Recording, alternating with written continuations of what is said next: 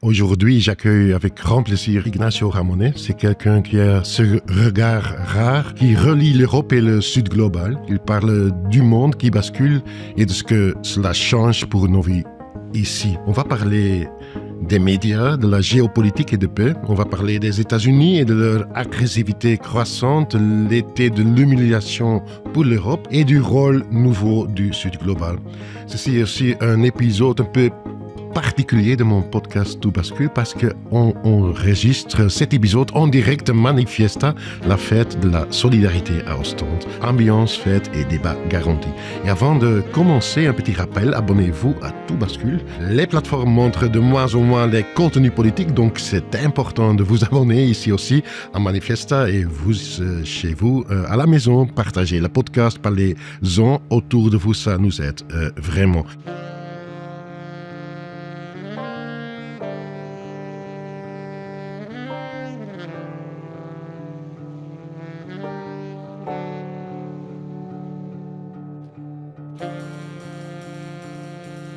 J'ai le plaisir d'avoir chez moi Ignacio Ramonet. Bienvenue Ignacio à Manifesta Ostende. Merci beaucoup, merci mon cher Peter. Je suis moi-même très content d'être ici. J'ai souvent entendu parler de Manifesta. J'ai eu parfois l'occasion de venir, je n'ai pas pu venir et c'est la première fois que je viens et c'est avec beaucoup de plaisir parce que je suis un lecteur aussi de tes livres, notamment de Mutinerie. Je suis un admirateur de ton travail, de ta réflexion. Et donc, c'est un double plaisir. Plaisir d'être à Manifesta, plaisir de converser avec toi. Et le plaisir est nôtre, cher Ignacio. Je vais te présenter quand même pour ceux qui ne te connaissent pas. Tu as été pendant longtemps le directeur du journal Le Monde diplomatique et tu es président de l'association Mémoire de lutte. Tu es un intellectuel engagé, un connaisseur aussi de l'Amérique latine, où tu passes d'ailleurs une partie de l'année et tu as publié de nombreux livres, surtout sur la géopolitique ou encore sur les médias. Et tu es aussi l'auteur d'un livre très marquant et passionnant, Fidel Castro, biographie à deux voix, un long entretien avec Castro publié en 2007 en français. Et c'est important parce qu'on va fêter le centenaire. Ce livre avec Fidel Castro, c'était important pour vous? C'est important. Je pense que pour moi, c'est très important parce que j'ai toujours suivi la carrière de Fidel Castro depuis pratiquement que j'étais adolescent, donc ça fait longtemps. Je me suis intéressé évidemment à la révolution cubaine, comme toute ma génération, et j'ai connu Fidel Castro depuis longtemps. Et en fait, Fidel Castro a donné peu d'entretiens dans sa vie. Il en a donné quelques-uns, de longs entretiens, mais 4 grands entretiens. Et celui-ci était le 5e. Et on l'a fait au moment où il avait déjà 80 ans. Il était pratiquement à la fin de sa vie active comme dirigeant politique. Et je pense qu'il avait envie de laisser un message, de transmettre un peu disons, une leçon de son extraordinaire expérience dans la vie. Et nous avons pu le faire. C'est un travail de 5 ans. Pendant 5 ans, on a travaillé à élaborer ce livre en commun. Et le résultat, je veux dire, est important. Pourquoi ? Parce que de tout ce qu'a fait Fidel Castro sur le plan de la théorie, sur le plan des écrits, tout le monde connaît ses discours. En fait, disons, le livre qui condense le mieux sa pensée, son expérience et l'expérience de la révolution cubaine, c'est ce livre-là. C'est pourquoi il a eu beaucoup de succès à l'échelle internationale. C'est un livre qui a été traduit pratiquement dans toutes les langues importantes à l'échelle internationale et c'est un livre qui, pour Fidel, était très important. Et l'actualité de ce livre, comment vous le voyez? Parce que vous l'avez eu, cet entretien dans les années 80 ou... Non, on a fait ce livre de 2003 à 2006, 2003, 2004, 2005, 2006, voilà. Et donc c'est à peu près 5 ans, on avait travaillé avec lui à partir de 2001. Alors quelle est l'actualité ? Je crois que l'expérience de Fidel, notamment au moment de la révolution cubaine, est aujourd'hui d'actualité. Parce que la question Fidel, finalement, il fait partie de ce qu'on a appelé la décolonisation. C'est un des auteurs de la décolonisation. En général, on limite la décolonisation aux pays d'Afrique ou d'Asie, n'est-ce pas ? Pour l'Amérique latine, la libération de l'Amérique latine se passe au début du XXe siècle. Mais, et c'est vrai que au début du 19e siècle, l'Amérique latine se libère de l'impérialisme espagnol ou de l'empire espagnol, mais tombe tout de suite sous la domination économique de la Grande-Bretagne, le grand empire du 19e siècle, et puis au cours du 20e siècle, de l'impérialisme américain. Donc Fidel Castro libère Cuba et donne le signal de la si vous voulez, néocolonisation. Il libère le pays de la néocolonisation, qui est un petit peu l'expérience qui suit à une colonisation. C'est pourquoi Fidel, c'est pas seulement Fidel, c'est aussi la libération de l'Angola, c'est Che Guevara en Afrique, Che Guevara en Amérique latine, c'est la libération du Nicaragua. Et je crois qu'aujourd'hui, c'est-à-dire à peu près 70 ans après la révolution cubaine, la question de la libération d'une forme d'oppression économique, de domination néo-impériale, se pose de nouveau. D'une autre façon, bien entendu. On entend aussi dire qu'à ce moment-là, au niveau de l'articulation politique, ce que Fidel a fait, ce que le mouvement non-allié a fait, c'était politiquement, sur le plan anti-néocolonial, anti-impérialiste, important. C'était économiquement beaucoup plus difficile à cette époque-là. Peut-être aujourd'hui, si on voit les BRICS, donc les pays dans le sud global qui sont en train de monter, ils ont peut-être l'inverse, c'est-à-dire plus de poids économiquement, mais peut-être moins de poids politiquement. Est-ce que c'est correct ou comment vous voyez ces choses? On peut le dire comme ça. Quand la révolution triomphe à Cuba, c'est 1959. Le tiers-monde, ce qu'on appelait à l'époque le tiers-monde, on peut dire que théoriquement, il naît exactement en 1955. Pourquoi? Parce qu'en 1955, en Indonésie, qui était une colonie hollandaise qui s'était libérée, se fait la première rencontre des dirigeants qui sont maintenant indépendants et c'est ce qu'on appelle la conférence de Bandung. À Bandung, il y a à la fois Nasser qui représente la libération des pays arabes. Il y a Nehru, qui représente la libération, évidemment, de l'Inde par rapport à l'Empire britannique. Il y a Sukarno, qui représente la libération de l'Indonésie et des pays de l'Est. Et il y a Zhou Enlai, qui représente la libération de la Chine, qui vient de se libérer en 1949. Mais Cuba n'est pas encore là, parce que Cuba ne s'est pas encore libéré. Ensuite, Cuba va réussir à organiser les non-alignés, ce qu'on a appelé l'OLAS, l'Organisation de libération des pays d'Asie, d'Afrique, etc. Et donc, il y a effectivement cette politisation de la libération du tiers-monde, la lutte pour la libération. Il faut se rendre compte qu'en 1959, pour prendre cet âge-là, plus de la moitié de l'humanité était encore colonisée, à la fin de la Seconde Guerre mondiale, disons. Plus de la moitié de l'humanité, avec la Chine, l'Inde, etc., qui était encore sous une forme de domination coloniale. Toute l'Afrique était encore colonisée. Et donc, il fallait organiser politiquement cette libération. La situation aujourd'hui, comme tu le dis, et c'est juste, les BRICS, c'est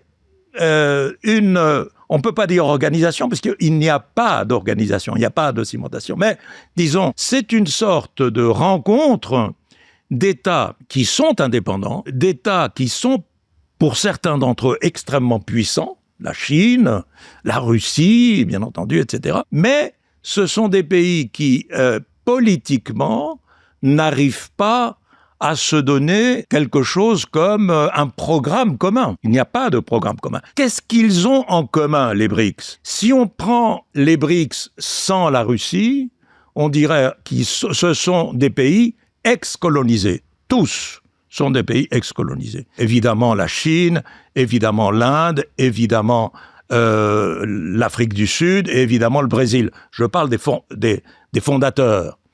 Mais c'est la même chose pour le reste. Et si on parle de la Russie, et si on ajoute la Russie, qu'est-ce qu'ils ont en commun avec la Russie? C'est que ce sont tous des pays non occidentaux. C'est pas des pays anti-occidentaux, parce que certains d'entre eux sont pro-occidentaux, mais ils sont non occidentaux.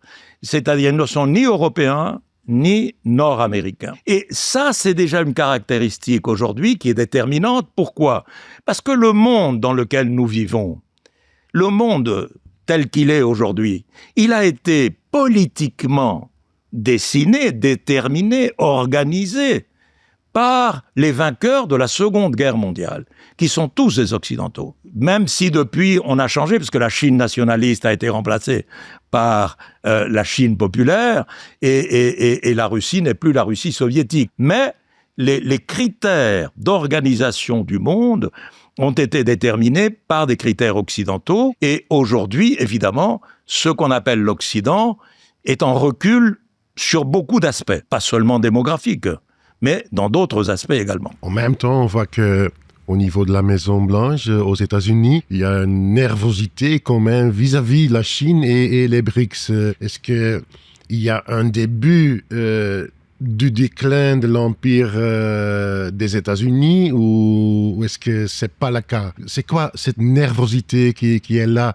à la Maison-Blanche? Pas seulement chez Trump, mais il y avait le Pivot to Asia d'Obama, il y avait Biden, etc. Donc, il y a une certaine nervosité quand même. Cette nervosité que tu signales et qui est juste, elle témoigne bien elle est significative du sentiment qu'ont les États-Unis, globalement, d'être en train de perdre, disons, leur domination solitaire du monde. Finalement, une situation qu'ils avaient acquise avec l'effondrement de l'Union soviétique en 1991. Depuis l'effondrement de l'Union soviétique, depuis, par conséquent, une trentaine d'années, peut-être 35 ans, un tiers de siècle, les États-Unis ont dominé le monde d'aujourd'hui. Finalement, ils ont gagné la guerre froide. Mais ils sentent bien aujourd'hui, avec l'émergence notamment technologique de la Chine, que leur domination vacille. Et cette nervosité, elle s'exprime de cette manière-là, notamment si on pense à Donald Trump, par une sorte d'ambition néocoloniale. Par exemple, annexer le Canada. Par exemple, racheter ou annexer le Groenland. C'est-à-dire constituer des États-Unis d'Amérique du Nord en intégrant le Groenland et le Canada. Par exemple, récupérer le canal de Panama, ce qu'ils font de fait.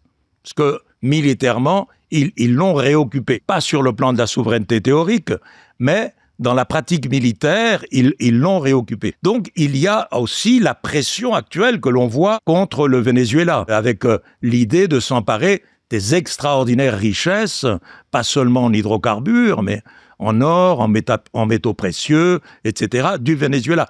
Actuellement, au moment où nous parlons, il y a donc cette idée de constituer un contrepoids qui pourrait éviter l'émergence ou la domination de la Chine demain, notamment si la Chine étend ses réseaux d'investissement ou commerciaux à l'Amérique latine, comme elle vient de le faire, ou comme elle le fait déjà en Afrique. Comment vous voyez alors la position de l'Union européenne ou des pays européens dans tout ce changement mondial? Parce qu'on a l'impression que, par exemple, cet été, les États européens étaient humiliés par Mr. Trump. Il y avait l'accord sur l'OTAN, les 5%. Il y avait le deal des tarifs. C'était un rip-off, c'était pas vraiment un deal. Donc, comment vous voyez alors ce qui se passe ou ce qui ne se passe pas en Europe? Peter, je crois que ce qui s'est passé cet été, ce qui s'est passé les semaines récentes, je veux dire, en tant qu'Européens, ça a été une profonde humiliation. Tu l'as dit, c'est une profonde humiliation. En tant qu'Européens, nous nous sommes sentis très humiliés par, si tu veux, l'attitude de vassalisation qu'a actuellement l'Europe d'une manière très manifeste, très explicite, à l'égard des États-Unis. Jamais on sait, bien entendu, que depuis 1945, les États-Unis sont présents militairement en Europe, qu'il y a eu le plan Marshall, que l'Europe est redevable de beaucoup de choses, l'Europe occidentale, à l'égard des États-Unis, en particulier la libération. Il n'y a pas de doute qu'ils ont pesé, peut-être pas autant que l'Union soviétique, mais ils ont contribué, et la reconnaissance à cet égard est très importante. Mais ce qui s'est passé cet été, c'est la démonstration que l'Union européenne, non seulement elle n'existe pas politiquement, en matière de politique internationale, mais qu'elle dérive complètement sans la moindre, la moindre cohérence de pilotage face aux États-Unis. Je te donne 2 exemples là-dessus. Quand la crise de l'Ukraine a commencé, la crise de l'Ukraine est une crise gravissime. C'est la première grande guerre entre 2 grands États depuis la Seconde Guerre mondiale. Jamais il n'y a eu une conflagration à ce niveau dans le monde, parce que il y a eu soit des États qui étaient attaqués par des organisations non étatiques armées, les guérillas en Amérique latine, Al-Qaïda contre les États-Unis, etc., ou au Vietnam, mais des confrontations entre États,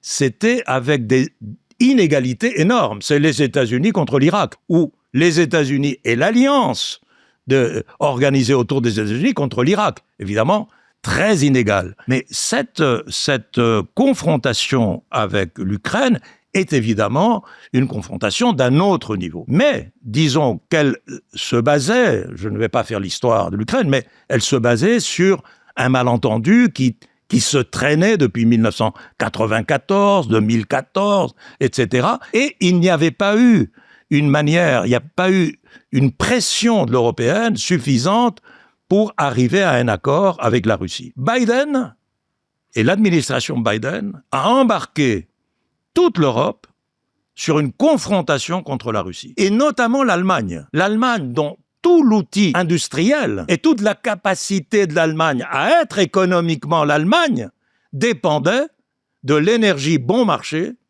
russe, le pétrole et le gaz bon marché russe. Donc, avant de prendre une décision qui passait par une rupture radicale, voire un début de guerre contre la Russie, il fallait réfléchir. Est-ce qu'on peut arriver à un accord? Est-ce qu'on peut discuter? Est-ce qu'on peut négocier? Est-ce qu'on peut avoir des garanties? Je ne dis pas qu'il fallait brader, bien entendu, l'indépendance ou le territoire de l'Ukraine. Je dis qu'il fallait discuter avant les conséquences inévitables que nous voyons actuellement. La récession en Allemagne, le désastre économique en Europe. Mais on a suivi Biden. Toute l'Europe a suivi Biden parce que Biden voulait cette politique-là de confrontation avec la Russie. Ce que ne voulait pas Obama, d'ailleurs, en son temps, qui le faisait autrement, mais dont la préoccupation était déjà la Chine. Et puis voilà que Trump arrive, et Trump n'a pas la même attitude vis-à-vis de la Russie. On le voit bien.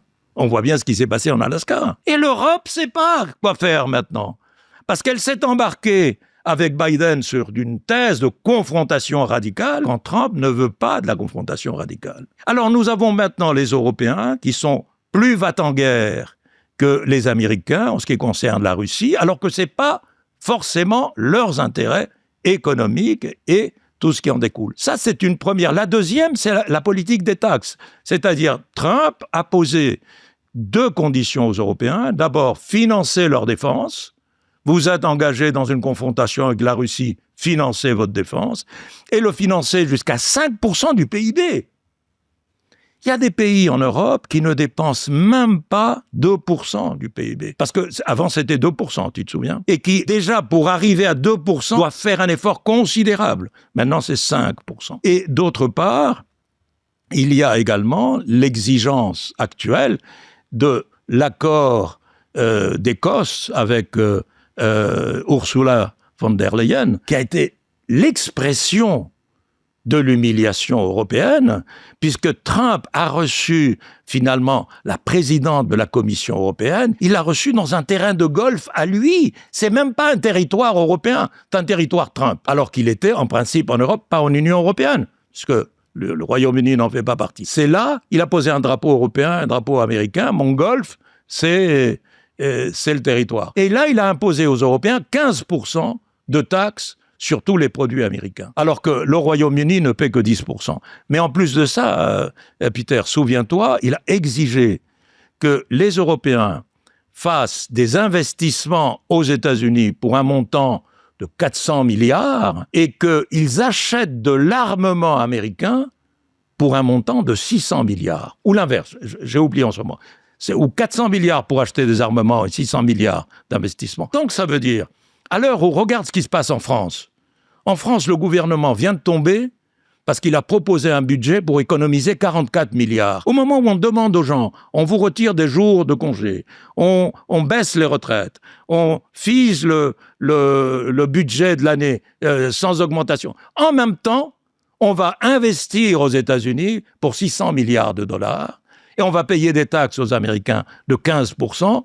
Je veux dire, la question, tu as raison, c'est où est l'Europe? Parce que aussi dans la crise européenne, donc tu viens d'en parler, le gouvernement en France est en crise permanente, on a l'idée. Il y a aux Pays-Bas aussi le gouvernement qui est en crise, il y a la Serbie, etc. Il y a aussi la situation en Angleterre qui est difficile. Et donc cette crise politique européenne et ces actes d'autodestruction qu'on voit devant nous, et tu avais raison d'en parler. Par exemple, l'acte de couper l'industrie allemande du gaz russe bien marché. Comment est possible tout ça? Comment ces actes d'autodestruction sont possibles par des dirigeants européens? Comment vous le... C'est très difficile à expliquer, mais le résultat est là. Tu as maintenant des sociétés qui ne croient pas que ces dirigeants soient représentatifs. Tu as maintenant des sociétés qui ont à l'égard, notamment au moment où nous parlons, qui considèrent que tout ce leadership européen, en tout cas une partie importante du leadership européen, si tu prends les 3 pays, disons, qui sont traditionnellement les pays les plus importants en Europe, en raison de leur PIB, en raison de leur importance. Je ne parle pas de l'Union européenne, puisque j'intègre le Royaume-Uni, mais tu as l'Allemagne, le Royaume-Uni et la France. Regarde la situation. Les dirigeants de ces 3 pays, ne parlons pas de la France, Macron ne représente... La popularité de Macron est de l'ordre de 15%. De 15%. C'est le président. Hein? Et c'est le président élu, il croit qu'il a été élu. Vous savez très bien qu'il a été élu parce que les gens ont voté contre le Front National. Et c'est pour ça qu'il est élu. Mais la même chose se pose pour Merz, qui a été mal élu dans une coalition très compliquée. Et même pour Stammer, qui... Corbyn le disait tout à l'heure en expliquant comment est la situation au Royaume-Uni. Il y a quand même une montée formidable de l'extrême droite. En Allemagne, l'extrême droite, ici, j'imagine que vous suivez très bien l'Allemagne, elle représente déjà plus de 25% de l'électorat. Et regardez ce qui s'est passé hier au Royaume-Uni, avec une manifestation de plus de 100 000 personnes d'extrême droite au Royaume-Uni. Donc, c'est des choses qu'on n'avait jamais vues. Pourquoi? Eh bien oui, d'une part, parce que les dirigeants européens ne donnent pas l'impression d'être des dirigeants qui, d'abord, se préoccupent de leur société, sont des espèces de girouettes entre les mains, et puis voilà, cette attitude de capitulation permanente face aux États-Unis, face à un dirigeant aussi fantasque, aussi imprévisible, aussi loufoque que Donald Trump. Parce que il est évident qu'on n'a pas affaire à un président américain avec un grand projet. C'est quand même un improviseur permanent. Ignacio, toi, tu es régulièrement en Amérique latine. Comment tu crois que les gens en Amérique latine, eux, ils voient la situation de l'Europe et cette situation qu'on vient de décrire? Est-ce qu'on en parle au Mexique, etc. Comment les gens là-bas voient la situation de l'Europe? Je vais te dire, il y a 40 ans, 50 ans, tu te promenais en Afrique, tu allais en Afrique, dans n'importe quel pays d'Afrique, ou tu allais dans n'importe quel pays d'Amérique latine, et l'Europe était une référence constante, qui venait du fait de sa tradition coloniale. Mais tu arrivais dans un pays d'Afrique, et si tu veux, tu avais une communauté européenne importante, tu avais des journaux, des médias qui étaient pilotés par des Européens, des clubs de réflexion, des librairies, des associations, des partis. L'Europe était très présente. Aujourd'hui, tu me poses la question, tu vas en Amérique latine, de l'Europe, il n'est jamais question. Moi, je dis, mes amis me demandent, quand tu vas en Amérique latine, qu'est-ce qu'ils disent de Macron? Je dis de Macron, ils me disent, ah, c'est le mari de Brigitte. Parce que Brigitte, elle est populaire en Amérique latine. Mais personne ne parle de la politique. Personne ne sait qui est le chancelier de l'Allemagne. Je veux dire, au niveau de gens qui sont à l'université, des étudiants, l'Europe s'est effacée. Elle s'est complètement effacée. C'est une caractéristique internationale. La présence de la Chine, par exemple, la présence de la Corée du Sud, sur le plan de la culture, ce qu'on appelle la K-pop, par exemple, tu as la présence de la Turquie par les feuilletons télévisés, est très présente en Amérique latine. Le soft power de la Turquie, le soft power de la Corée du Sud, le soft power du Japon sont très présents. Tu n'as rien de semblable concernant la culture européenne, même dans le soft power.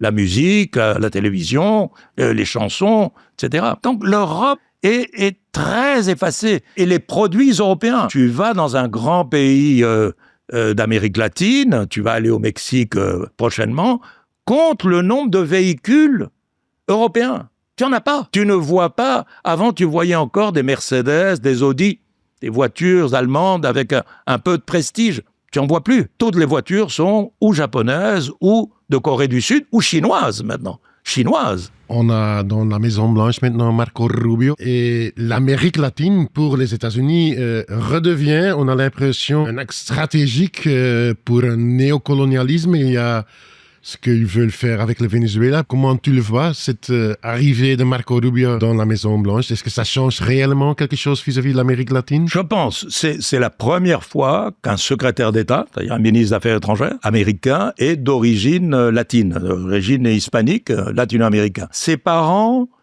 ont quitté Cuba, mais avant l'arrivée de Fidel Castro. C'est pas... Lui dit que c'est des réfugiés politiques, mais c'est pas le cas. Ce sont des réfugiés économiques. Ils avaient émigré aux États-Unis. Mais lui est très militant, anti-gauche, latino-américaine, et donc il est très allié. Par exemple, là, au moment où nous parlons, comme tu sais, au Brésil, il y a une décision judiciaire qui vient d'être prise très importante. Bolsonaro vient d'être condamné en première instance à 27 années de prison pour sa tentative de coup d'État. En 2022, quand Lula a gagné les élections, tu te souviens qu'il y avait eu une tentative d'occupation des principaux lieux de pouvoir. C'était le 6 janvier, c'était la copie de ce qui s'était passé le 6 janvier à Washington. Donc, il a été condamné. Et Marco Rubio a condamné cette décision de justice, a dit que c'était une justice politisée.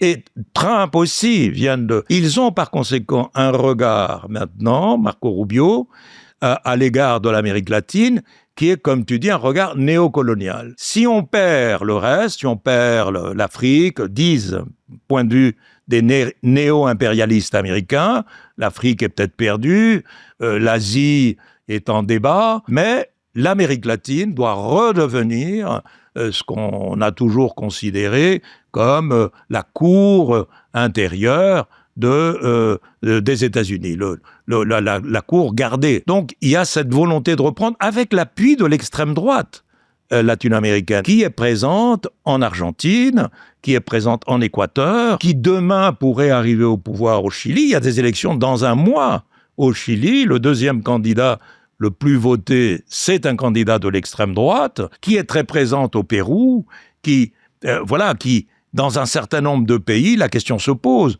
L'année prochaine, des élections en Colombie, la droite peut revenir au pouvoir. Donc, ils ont cette tentation de reprendre le contrôle de l'Amérique latine. Qu'est-ce qui gêne? En Amérique latine, il y a des pays comme le Nicaragua, aujourd'hui le Honduras, Cuba, le Venezuela, la Colombie, le Brésil, qui sont des pays de gauche.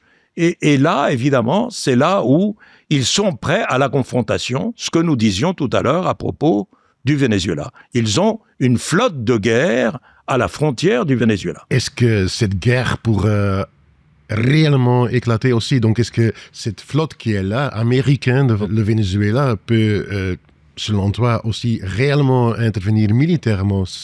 C'est une option réelle, selon toi? C'est une option réelle, c'est-à-dire que jusqu'à présent, il n'y a jamais eu, depuis très longtemps, depuis la baie des Cochons, en 1961, il n'y a jamais eu une flotte qui menace, une flotte de guerre. Elle est constituée actuellement de 8 vaisseaux de guerre et un sous-marin nucléaire. Ce n'est pas une flotte d'invasion.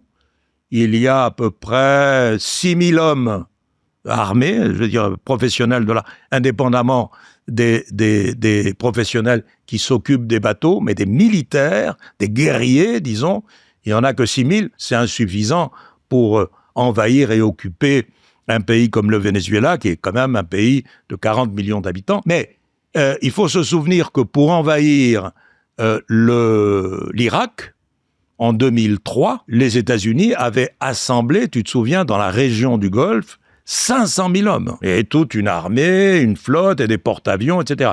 Donc, ce n'est pas de la même dimension. Mais c'est suffisant, par exemple, Peter, pour conquérir ce qu'on appelle une tête de pont, une petite île, par exemple, ou une grande île vénézuélienne, et installer un gouvernement qui aurait l'appui, qui serait considéré comme le gouvernement légitime et à qui on apporterait notre appui. Et à partir de ce moment-là, évidemment, ce serait une possibilité d'une confrontation militaire. C'est aussi la possibilité que cette flotte, qui est équipée de missiles de précision, soit capable de faire des interventions de type chirurgical, un peu à l'israélienne, contre la direction de la révolution bolivarienne au Venezuela. C'est possible. En tout cas, c'est une pression militaire qui est inacceptable et qui ne se justifie pas. Il le justifie par le trafic de drogue. Mais les arguments, je veux dire, les données statistiques des services américains montrent bien que les lignes de transfert de drogue vers les États-Unis partent à 87% de la Colombie ou de l'Équateur, passent par le Pacifique. Il y a à peine, selon les statistiques américaines, les documents les plus récents, d'août 2025, ce sont des chiffres qui disent que par le Venezuela, il y aurait à peine 5% de la drogue qui arrive aux États-Unis qui passerait par le Venezuela. Donc ce n'est pas une justification suffisante. Ils ont attaqué une barque sous prétexte qu'elle portait de la drogue et ils ont détruit cette drogue et tué les 11 personnes qui étaient, en les qualifiant de narcotrafiquants. Tous les observateurs les plus sérieux, et notamment américains, académiciens américains spécialistes de la drogue, disent une barque qui transporte de la drogue, transporte pas des gens. Si vous mettez 11 personnes dans une barque qui est 2 fois grande, comme ça, vous pouvez pas mettre de la drogue. Donc c'était pas de la drogue, ils transportaient des migrants clandestins, mais vers le Trinidad-Tobago, pas vers les États-Unis. Ils disent qu'ils l'ont attaqué en eau internationale. Il n'y a pas d'eau internationale là où il a été attaqué. C'est entre les eaux du Venezuela et les eaux du Trinidad-Tobago. Le Trinidad-Tobago est une île qui se voit de la côte vénézuélienne. C'est comme si en face d'Ostende, à 15 km, il y avait une île. On la verrait. C'est ça, Trinidad-Tobago. Et ils ont détruit la barque entre ici et Tobago. Donc, par conséquent, et en plus de ça, c'est un crime.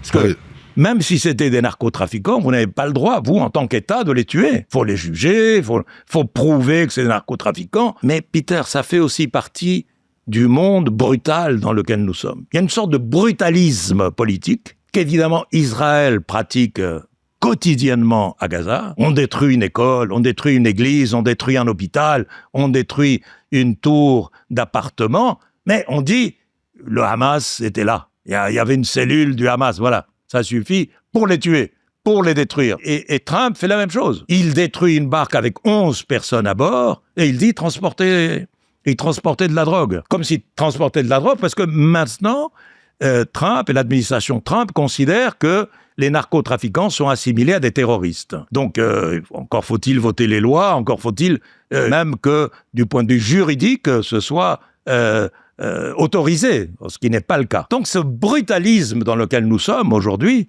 qui permet maintenant à un État de,